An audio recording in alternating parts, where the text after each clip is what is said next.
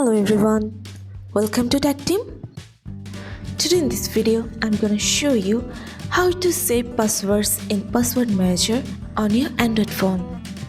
Before starting the video, please subscribe to Tactim. So, let's get started.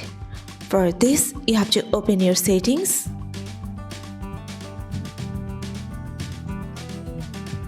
Now scroll down and search for Google. Press on this. Here you can see the option of all services. You have to click on this. Now scroll down. Now you can see here the option of autofill with Google. Please click on this. Now click on Google Password Manager.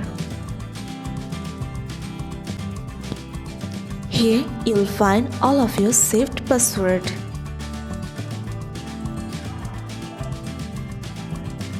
If you want to add another one, then click on Add Password.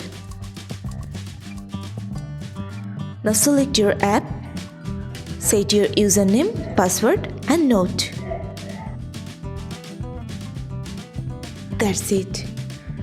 So this is how you save password in Password Manager on your Android phone. So guys, that's it. You can do this. I think this video is very helpful to you. If it was, then give a thumbs up and hit the subscribe button. And thanks for watching.